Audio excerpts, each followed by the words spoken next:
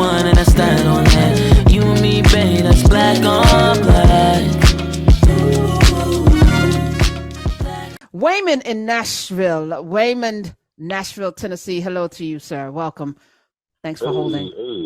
Hey, family. All No, right. First of absolutely all, love the first of show. all, first of all, we can't hear you. We cannot hear you. So Oh, you whatever you're can't? muffling with your phone hiding under your desk, stop doing that. No, I'm not. Can you Okay. hear All me? right. There we go. Much better. Thank you for taking my call. I wanted to ask you guys. I'm a little messed up by something that's happening right now. So apparently, the squad have requested a ceasefire. They were the first in Congress to request it, if I recall correctly. And APAC, which is I guess, a political action committee, um, has vowed to spend $100 million to go against the campaigns of the squad, AOC, Ilhan Omar, et cetera, et cetera. And that is very disturbing to me because those are the greatest fighters in Congress for the American people, in my personal opinion. They are the best that we've had. They're the freshest blood. They may have the most to learn as well, but they are the representation of the American people. They do not accept the corporate PAC money and all that kind of stuff. And I really appreciate that about them.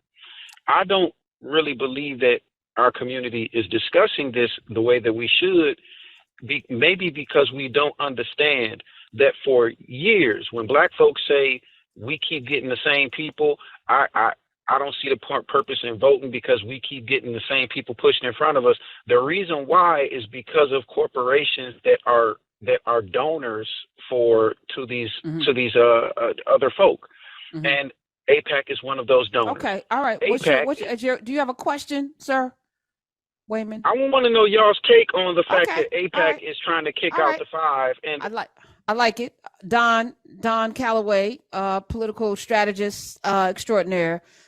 We talked yesterday. We had Hill Harper. There was a story that Hill Harper was offered $20 million to his campaign. You know, he's running for the Senate in Michigan to run against Rashida Tlaib instead. And he said, no, not doing that. He'll be on the show, I think, next week. So we're going to talk to him and find out if there's any veracity to the story. But seems to be a lot of money trying to get these people out. But I feel, you tell me what you think before I tell you what I feel. This is talk about it. This is tough because APAC is a major donor, and you're right. APAC has targeted the squad as well as a few other members of Congress who they deem to be not entirely pro-Zionist Israel. But let us be clear. APAC is a political organizing committee whose work is now approaching 40 years old. If you are a black professional who can put together a sentence and tie a wins or not, APAC has offered you an all-expense paid trip to Israel in the last 20 years, since I've been grown. And they have asked you to come to Israel, learn about the conflict from both sides. But the expectation is that you will come back home and advocate for Israeli issues in front of American bodies of authority, specifically the United States Congress. And specifically, the ask is for increased and maintaining funding, increased funding when possible, and maintaining, no worse than the maintenance of current levels of funding for Israel. The Iron Dome and all this stuff that we're now learning about because of the Israel-Hamas conflict.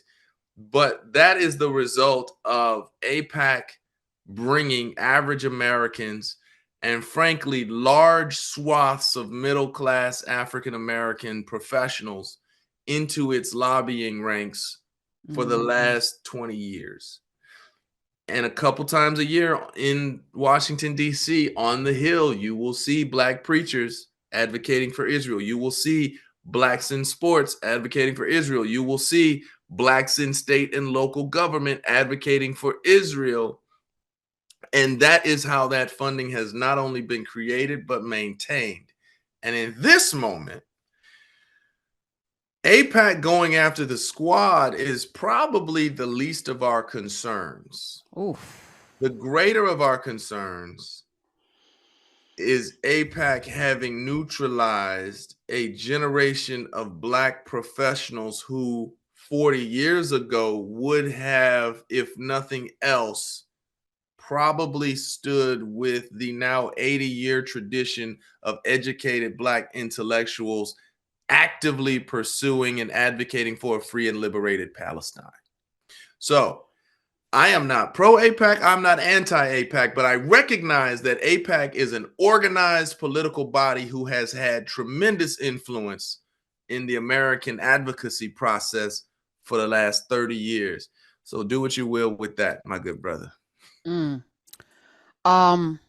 I don't know much about AIPAC, so I can't. I don't want to, talk out of my realm or depth. But as he was talking about the squad doesn't need the squad. I'm not saying the squad doesn't need money. I'm saying AOC won her seat by knocking on doors. She won her seat by getting on the street. She was a bartender. She did not have big money behind her when she won that seat from that incumbent Democrat who did not bother to get up off his ass to go out into the streets. They are very visible. Cori Bush, I think, is part of that. Ayanna Pressley is part of that. Rashida Tlaib, Ilhan Omar. I know for sure that a lot of people try to get Ilhan Omar and Rashida Tlaib out of Congress. And the more they try to get them out of Congress, the more profile they're giving to these people. And I believe that those people who live in Michigan and Minnesota are going to vote for them because they serve their constituents. And this is the way Congress works. So if they're doing the work at home, they're going to get the votes. And it doesn't matter, I believe, how much money you throw at somebody like a Hill Harper who has the integrity to say no.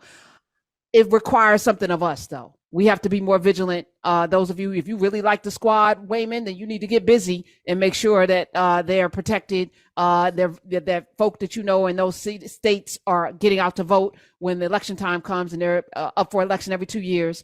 So if you care about the work that they're doing, then get busy.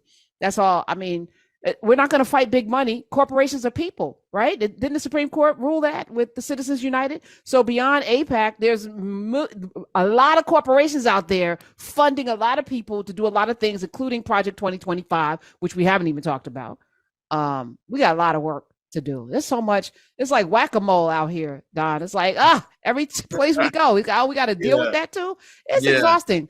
Since we brought up the squad, I'll just say really quickly, individually, the squad is safe. If you notice, first of all, Ayanna Pressley doesn't really associate as much. Cori Bush, St. Louis, loved, probably safe from what I can tell, from what I hear from the folks back home.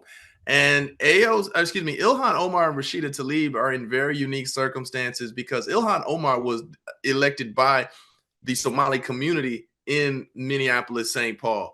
Same for Rashida Tlaib. She was elected by that very specific and insular Arab American community, Chaldean community in the Detroit metro area.